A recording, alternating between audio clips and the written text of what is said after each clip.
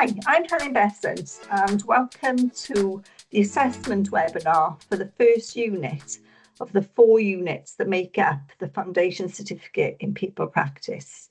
So the assessment that we're looking at is 3C001, Business, Culture and Change in Context.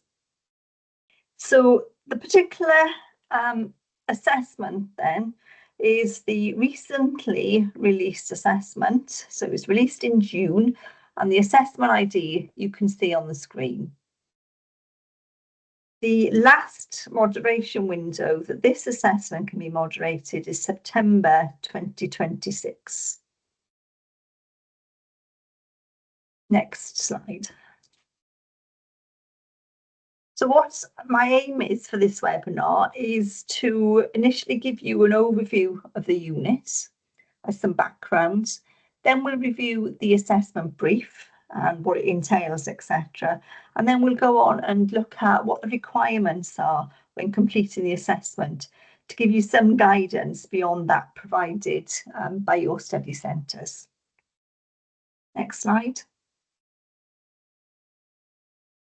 As I said, this particular unit is the first of the 4 core units for this qualification, and it focuses on the business context that organisations sit within. So it looks at a number of factors, such as external and internal factors that can impact an organisation and affect what we do as people professionals. So, for example, it would look at business goals, culture with an organisation, change with an organisation are just some of the examples of things that are included within this unit. So the unit is made up of 3 learning outcomes and 9 assessment criteria, all of which are assessed as a part of this assessment. Next slide.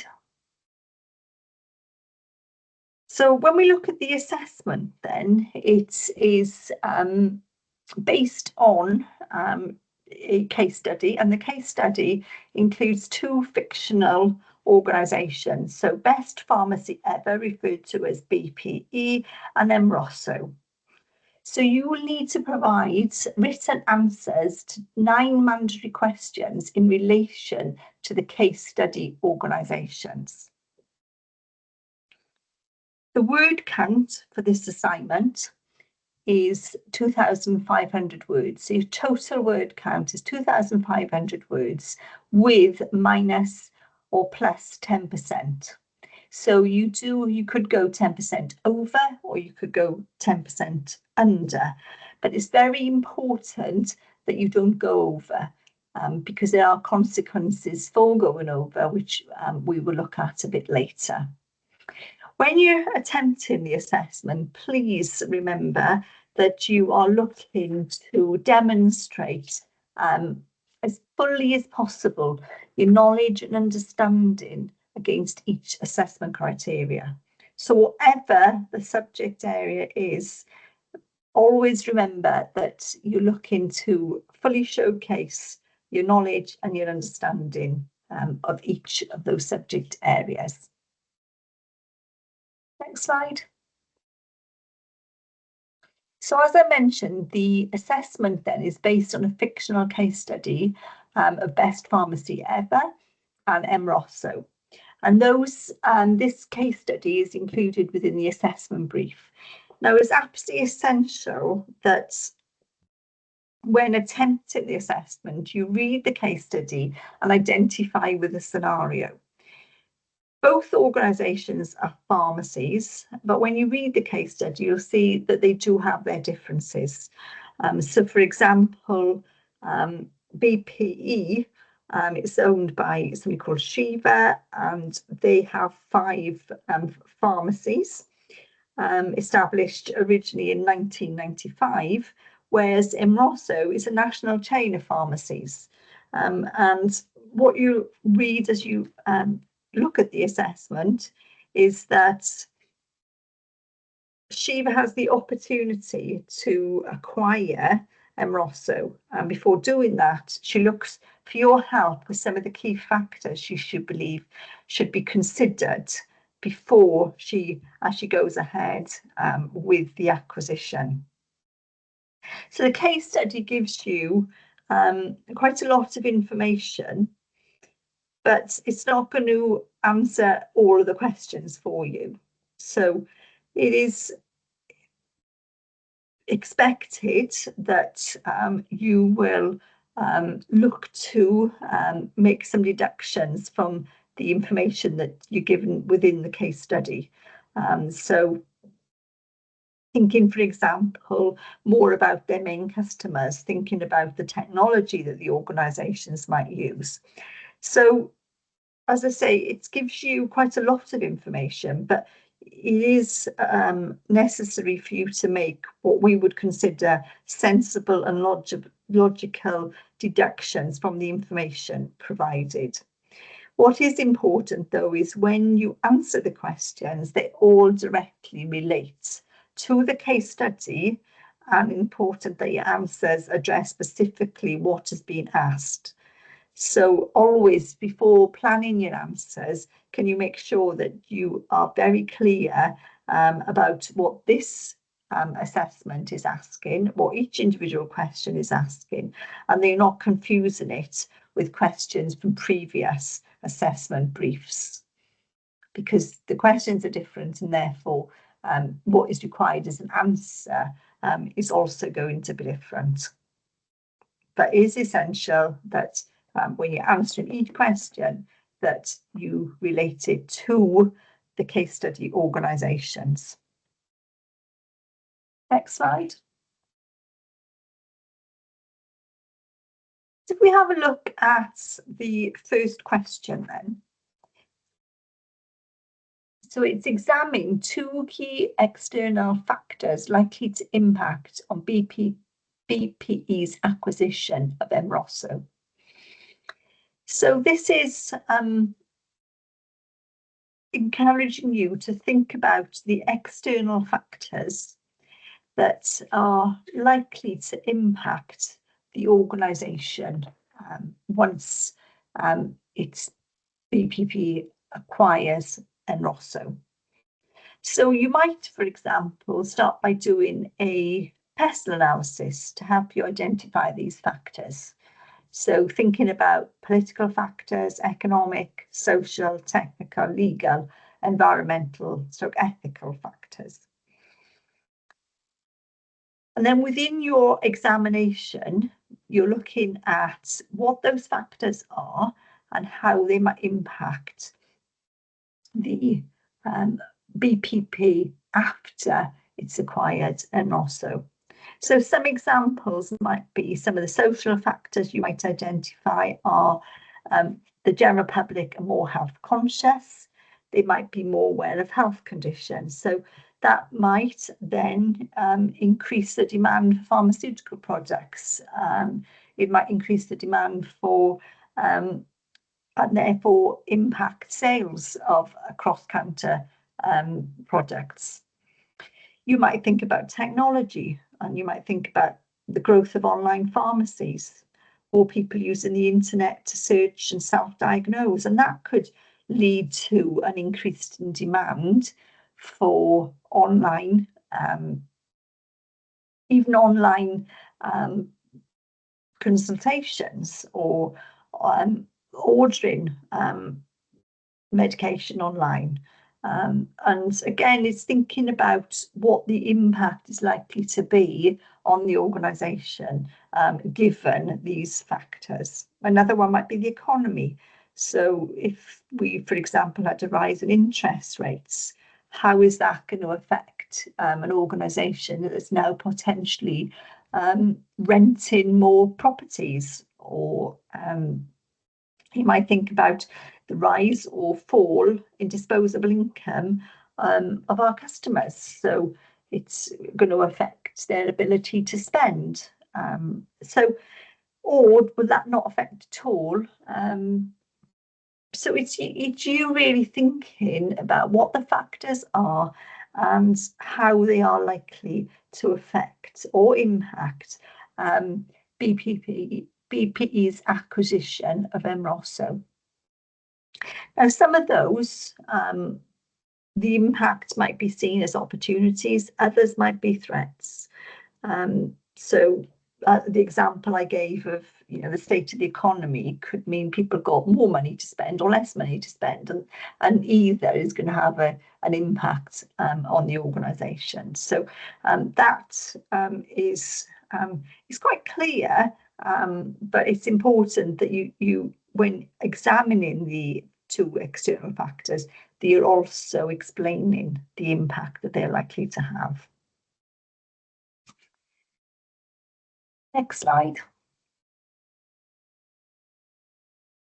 So question 2 then, discuss 2 business goals that BPE might set once the acquisition has been completed, explaining the reasons why it is important that they plan to achieve these.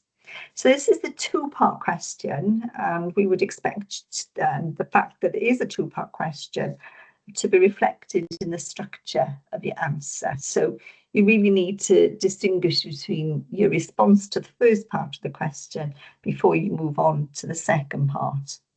So the first part then is asking you to consider or to discuss. You need to think about what 2 business goals might BPE set following the acquisition of Ymrosso.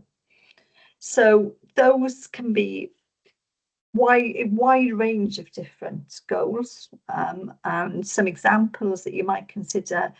They might relate to customer growth, they might relate to sales, profitability, increasing its online presence, increasing the services offered.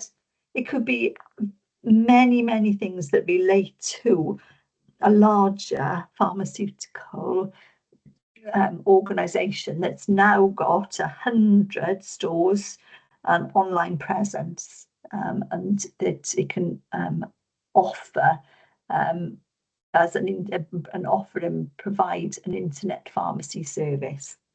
So it's thinking really, what would you consider might be the goals that it would set, and identify and discuss those as to what those might be and why they might set those goals. But what would also be useful is if you could show that you understand the need for goals to be smart. So that is relates to specific, measurable, achievable, relevant, and time-bound. So when you're including what those business goals might be, it would be a good thing, because it would further demonstrate your understanding if you were a little bit more specific with those goals. So, for example, if it was about increasing the organisation's online presence, you might say it wants to increase its online presence by 10% over the next 3 years.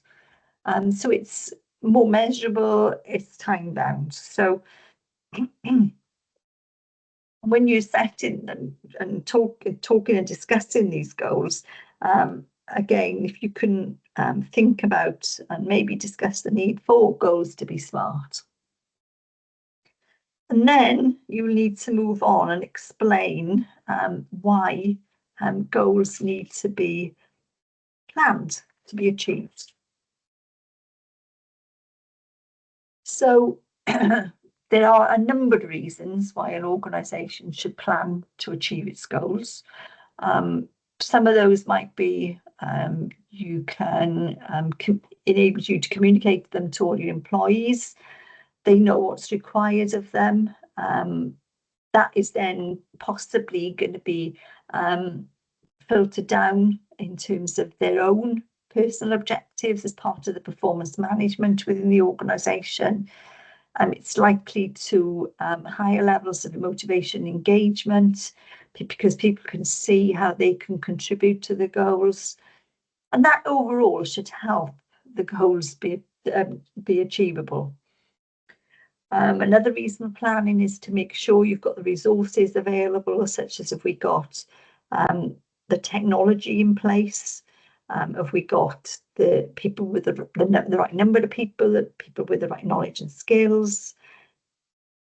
Do we need to plan any training? And they are just some of the examples why it is important to plan to achieve your goals. What would say though, it would further elevate your answer if when you were explaining the need to plan for these goals, that you link that to the goals that you've included as the initial part of your answer. So wherever you've identified as the 2 goals, that you could explain why it's important to plan for those specifically. So when you're talking about resources, for example, or the need to consider resources and availability of resources, you could relate that to the goals that you had. Maybe you talk about the need to anticipate and mitigate risks. And again, you could link that to the goals that you've identified in the first part of the answer. So again, it's relating your answer to the case organisation and making sure you've provided a very specific and clear answer, direct answer to what has been asked. Next slide, please. Question 3 then is about the products and services provided by BPE and Emroso and who are their main customers. So this is another 2-part question, and it's quite important that you distinguish between the products and services, because by doing that, it kind of provides a clearer answer to the question. So the case study gives you some examples about the products and services currently provided. It talks about them providing prescriptions, health and beauty products, pharmacy services, including health advice, blood pressure checks, and consultations and vaccinations. That would be things like probably flu and COVID vaccinations, would be some examples. However, when you're looking at discussing the products and services that both organisations offer, well, then you can expand on what information you've already been given. So think about your knowledge of what pharmacies currently provide, and it's okay to suggest what beauty products and what health products they might already provide, because it's quite generic in the case study. So when you look at health products, what might they be? When you look at beauty products, what they're likely to be in, and you could give some examples of those. So you're showing that you could provide some information about the kind of the range of products and services that these organisations are currently providing. And then the second part of the question is about their main customers. Now, you've not been provided with specific customer information, but I would say from the information you've been given, you should be able to discuss who their main customers are likely to be. So in the first instance, you might think, are they all B2C? Are they all business to consumer? Or are some likely to be business to business, B2B? You might think that, there might be some B2B customers. They might, for example, supply care homes or residential schools, for example. So it's not necessarily mean that all of their customers are business to consumer. So again, you might discuss that, and in doing so, you'd show that you appreciate that there is a difference between B2B and B2C customers.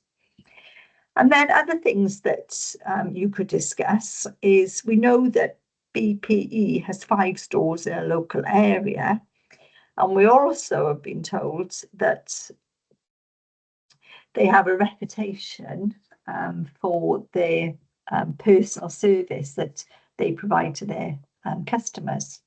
So you would take from that BP's customers probably they have a more regular customer base possibly than Mrosso, who have 95 national stores, and the number of their customers will be online.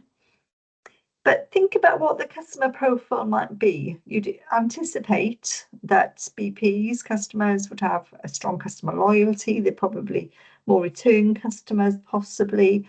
Think about things like what's the typical age range likely to be?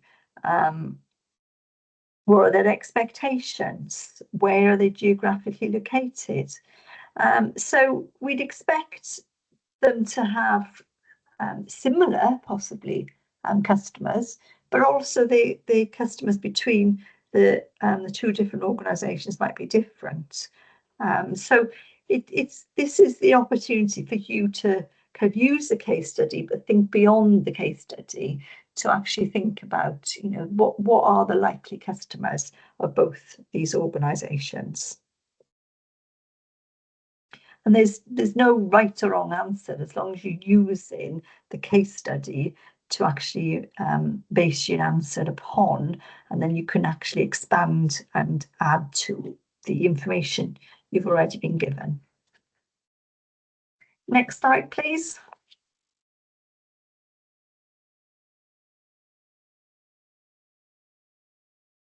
So this question is about the technologies used by people professionals. So the question then is, review the range of technology that could be available to the people professionals working at BPE and Mrosso, and how these could be utilised to improve working practices and collaboration after the acquisition. So this is your opportunity then to show your knowledge and understanding of the range of technologies that could be used by people professionals working at both these organisations. Now, the first thing I'd say is, because BP is a much smaller organisation to Mrosso, it's very likely that they can have a less sophisticated system than potentially Mrosso. So when you're looking at the technologies that could be used following the acquisition, you would expect or anticipate that because it's going to be a much larger organisation, that they can have a bigger people presence than BP currently has.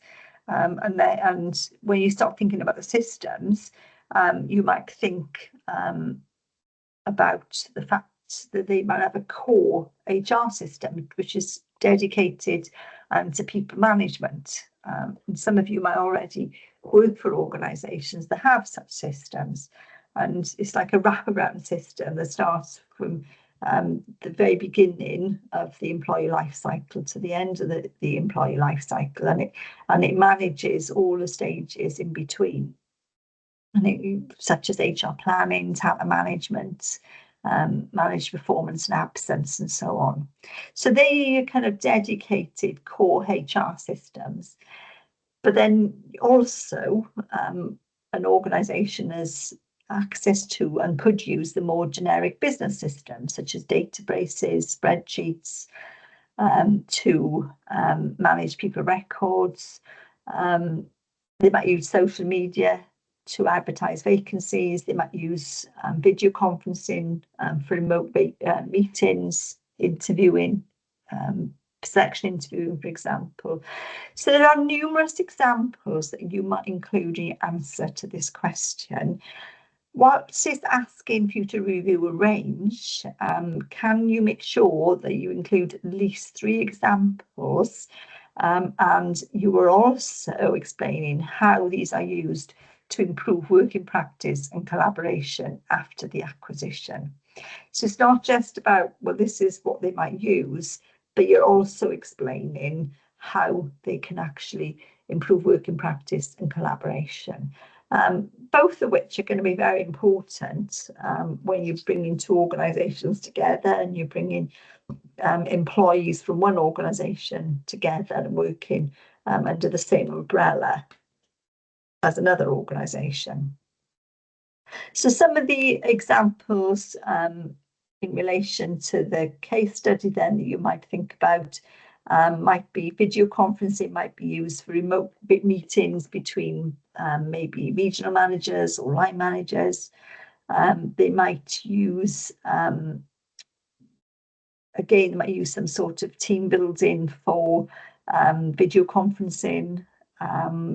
They might use some form of file sharing between different departments who might be more remote, because BP have been used to just working with 5 stores within a 20-mile radius of each other. Now we're looking at something on a much more national basis. So our employees are going to be spread throughout the country. You might also use a learning and development platform or system, and that might be used for ongoing training. It might be used for initial induction, so that we're kind of looking at how we could use it for online briefings, possibly. Just maybe some training around new processes and procedures. There's lots of different examples that you might include there. But as I said, please remember to also explain how these can be utilised to improve working practices and collaboration after the acquisition. So collaboration is going to be really important. So it's about how you might actually improve communication lines. People might, because of that, high levels of engagement, high levels of performance. It might reduce disputes, and that in itself is going to save time. It's going to save money. So there's lots of examples of how technology can be used by the people professional.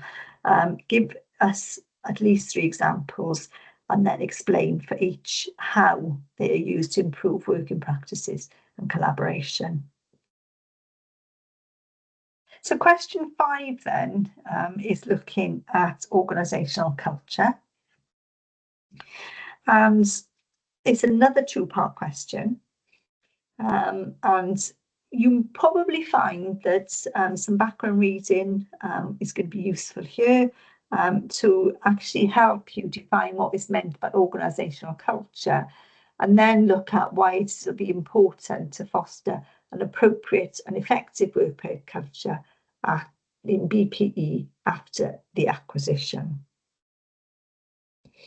So when you're looking at defining organisational culture, you can explain what organisational culture is. You might look at giving some examples of the different types of culture. Charles Handy writes about task culture, role culture, for example. You could also explain how these can present themselves within the organisation. So you could refer to Edgar Schein's artifacts, values and beliefs, for example.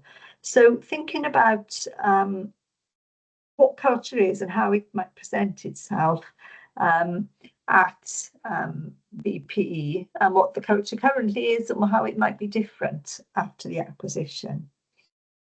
So the case study gives you some information, but above and beyond that, it's the initial part of that question is for you to be able to showcase your knowledge and understanding of what is meant by organisational culture, and then looking at what the benefits of having a positive culture are.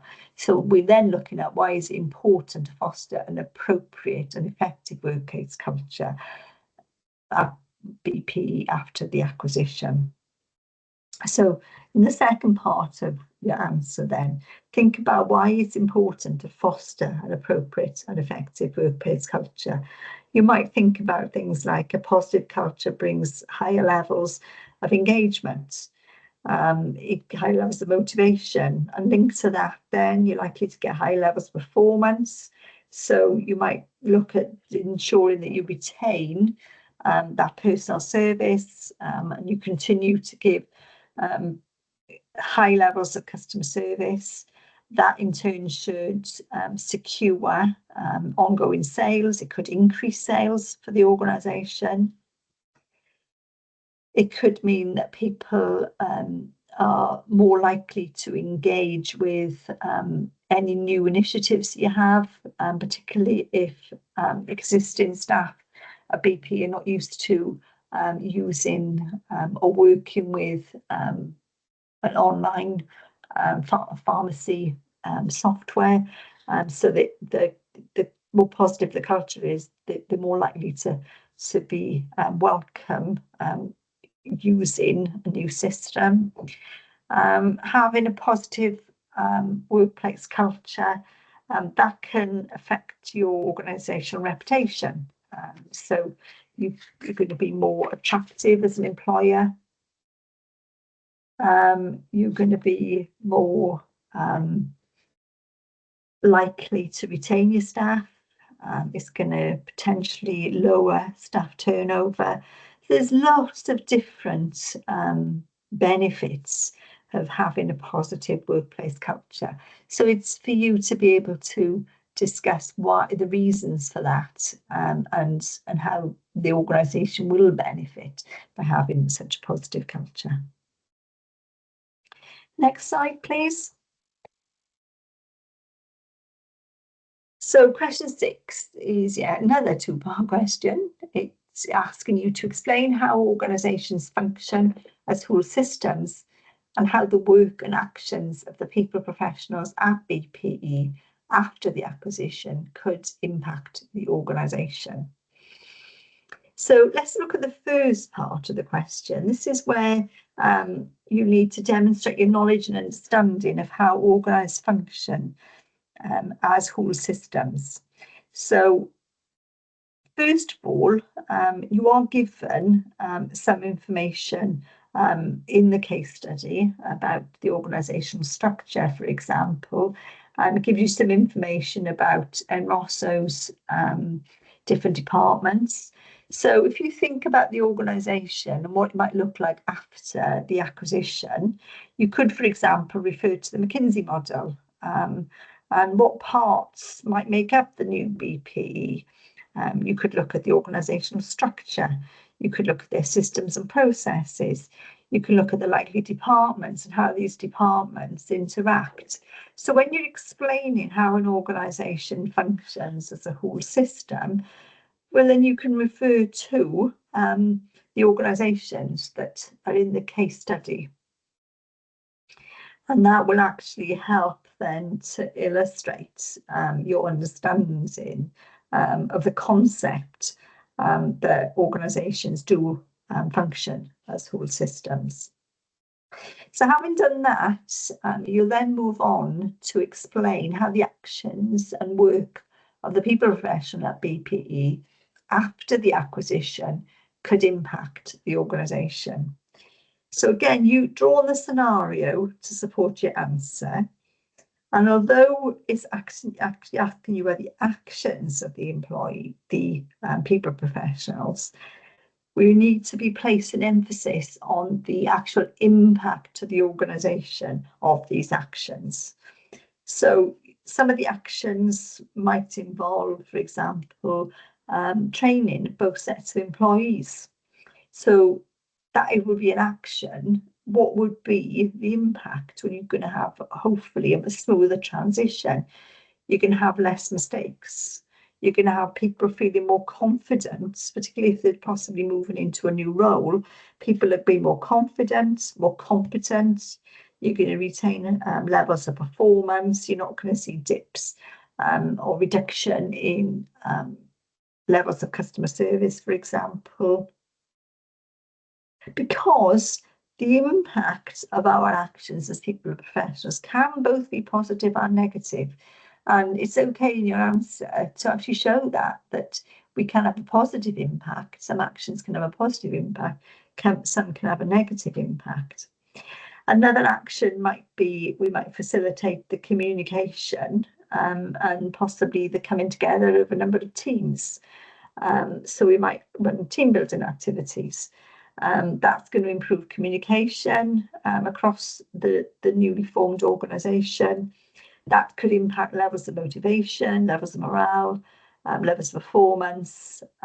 Hopefully, we'd see less disputes, and just generally higher productivity, which is going to save time, it's going to increase revenue, it's going to save money. So think about not just the actions that the people professional is likely to take after the acquisition, but also explain what the impact on the organisation is likely to be.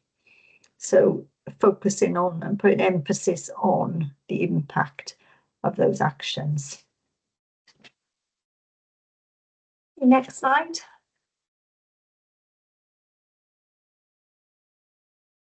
So if we look at question 7, we're now looking at questions that relate to learning outcome 3, which is change within organisations. So the question asks you to explain the main reasons why it is important that any changes made following the acquisition are planned and effectively managed.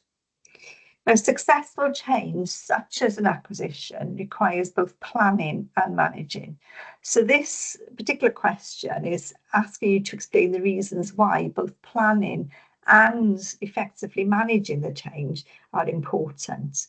So when you come to answer the question, it would be really helpful if you could distinguish between the reasons for planning change to the reasons for managing change effectively. So when you're looking at planning change, you're thinking about things such as you can identify achievable milestones. And by doing that, it gives you a clear line of communication to employees. It helps to include employees. It'll probably give them a greater buy-in. They can see what they need to do. They can see how they can be part of that change rather than change just happening to them. The other thing is, by planning change, you're going to anticipate any possible resistance, and what and where do you expect the resistance to take place, and be able to put actions in place to try and mitigate and lower that level of resistance. Another reason to plan change is to make sure that the resources are in place to be able to achieve the change, and that sufficient budget has been allocated for that change. So that is just some reasons why it's important, and you can use those, and I'm sure that there'll be others that you will want to include in your answer. And then when you come to looking at the reasons why managing change is important, it's important to remember that managing change is not just about managing a process, it's about managing the people in the change. So if you think about the process in the first instance, why is it important? Well, it's important to have the change. If it's managed, it's more controlled. You can check at different stages if they're being achieved. It gives you the opportunity to review those plans, and it kind of maintains a momentum with staff as well. It allows you to continually communicate with staff how those milestones have been met. They should then see ongoing achievements, and they will feel more involved in the change. And again, they don't feel as if the change is happening to them, they are involved in the process. So you're likely to get much more positive reaction to the change if it is being managed effectively. And as a result, you're more likely to achieve the goals that have been set. So, as I said, you will no doubt have a number of reasons that you want to include within your answer, but they are just some examples for you. Next slide, please. So question 8 is also about change within the organisation, but this is looking at the role of the people professionals. So the question is asking you to consider the importance and role that the people professionals in BPE and MROSO could play during the changes. So as they're going through the acquisition, there are likely to be other changes. So we are here we need to show that we understand the roles that the people professional might adopt during that change process. And this isn't just how we can support the change, but identifying the actual roles that the people professional might adopt. So, for example, the change champion, the facilitator, the gatekeeper. In your answer, you need to include at least one example of those roles and explain the importance of that role. So please don't get sidetracked by just explaining how, as a people professional, we can support the change, but also we make sure that we're identifying one of the roles.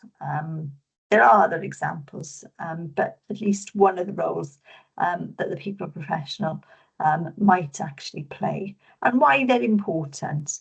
And it comes back to that through any change, successful change is about managing the people in the change, making sure that individuals are supported, they are communicated with, and they are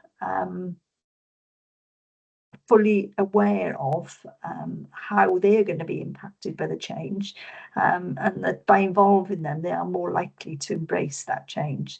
There's lots of examples you can put in there as to why the role, this specific role of a people professional.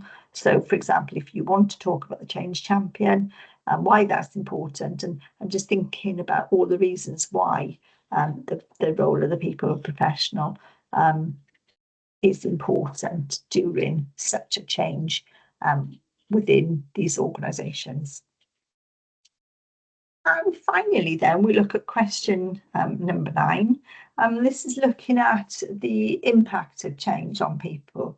So it's discuss how the changes could impact people working at BPE and MROSO. So it's likely to create some waves when and if and when the acquisition takes place. And we need to appreciate that people react differently to change. It's going to impact the people at BPE and it's going to impact the employees at MROSO. So we need to, in this, in answer to this question, think about the different ways that change are likely to affect the employees in both organisations. Again, you can use any background reading that you might have completed, but what might be useful for you is to think about the change, the practical sort of physical changes that might happen to people, and then think about the emotional sort of behavioural ways that people can be affected by change. So when you start looking at kind of the physical effects of change, people might find that their job role changes. Their job role might have to take on additional responsibilities. They might, the location of their job might change. So they might have more of a commute, for example. They might need to move to a different team. They might work for a different line manager. There might be a completely new way of working because there'll be a new system has been introduced, or there'll be new processes.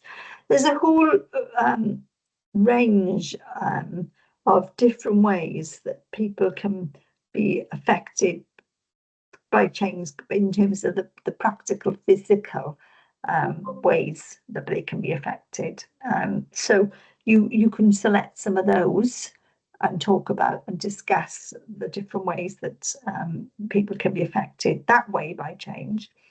But there's also the kind of the emotional behavioural reactions to change that people can initially feel quite in shock, for example.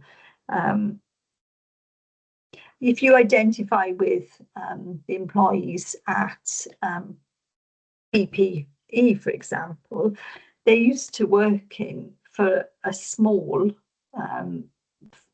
company. They've only got 5 stores, and suddenly they might end up working for a company that's 100 stores, national company. So that's going to be a huge impact on people. A lot of people are going to feel upset. They're going to be angry because they don't like working perhaps for, or they think they don't like working for a larger organisation. It's human nature to resist change. They might be set in their ways. So we've always done it like this. Why have we got to change? So there's going to be an element of resistance to change. But it's not all negative. There are positive aspects of change as well. Some people might think this is great. I'm going to have much more career opportunities working for a much larger organisation, and therefore they'd see it as a positive. So there's a whole range of different ways that people are impacted by change. So for you is thinking about how the people working at BPE and those at MROSU are likely to be impacted by the changes that are going to take place following the acquisition, and for you to actually discuss what the changes are and why they're likely to be impact the employees whilst they go through the acquisition. And that's the last question. Next slide, please. So hopefully you'll have found that that has given you guidance to answer all of the 9 questions. But before you put down your, I say metaphorically speaking, put down your pen and you think, right, I finished the assessment now. There are some final checks which I would encourage you to make, because they're quite key really in terms of making sure that you've actually done everything that's required for the assessment. So the first thing is, have you provided clearly explained answers relate to the case study? So go back to your answers and just check, are my answers as clear as they possibly could be? And do they all relate to the case study? So that would be BPE and MROSU and what you've been told within the case study. Are your answers clearly structured and presented? So think about how you present your work. So you could, for example, if there's 2 parts to an answer, use possibly some subheadings just to clearly identify between each part of your question. It also helps to kind of highlight the main points, and you get kind of more clearly defined structure. Also, can you make sure that you include the question number and the respective assessment criteria number along with each of your answer to the individual questions? So the presentation of your work, think about how clearly has it been presented, and how does it, not just in terms of what you've written, but how you've presented the work as well. I'd always recommend, because this is a professional qualification, it is good practice to have your work proofread, because however many times we can read something, if it's our own work, it's so easy to overlook kind of a spelling mistake or typing error. So I would suggest that if you have somebody that could proofread your work, it's beneficial, because it does then avoid submitting it with any typing mistakes or any grammatical or spelling mistakes. When you come to submit your work, can you make sure that you are within the word count? And that, I mentioned that earlier, the word count for this assessment is 2,500 words plus or minus the 10%. However, your work will actually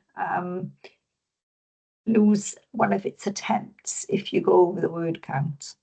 So if you were to submit a piece of work and you were in excess of the 2,500 plus 10%, which is 2,750 words, if you go over that, you will lose one of your attempts.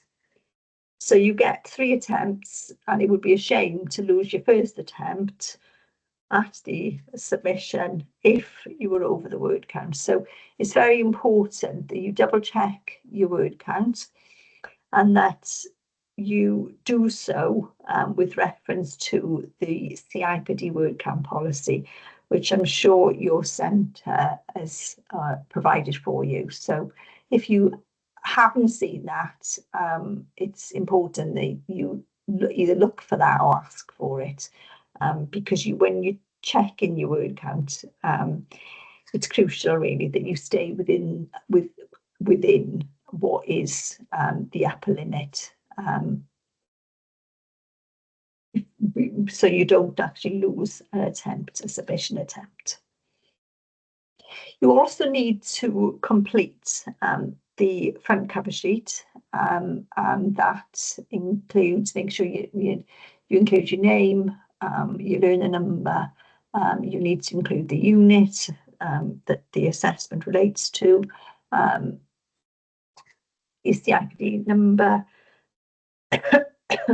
and also make sure that you've included your wet signature on the declaration section of that sheet, because a typed signature isn't acceptable, and your work will return to you if you haven't included a copy of your wet signature. So if you're unfamiliar about how you can do that, again, please speak to your centre if they haven't already given you guidance on how to do that. So that's some just final checks that I'd ask you to make before you press the button and send your work in for marking. Next slide, please. So we've come to the end of the webinar. Thank you all so much for listening, and I really do hope you have found it useful, and that you'll enjoy completing the assessment, and that you find it quite rewarding in terms of what you learn as a result of completing this unit. Just as a reminder, really, there are other recorded webinars for the other 3 units that make up this qualification. So when you move on to your next unit and you're ready to do the next assessment, please have a look for the webinar, which hopefully will also support you in the completion of that assessment. Thank you.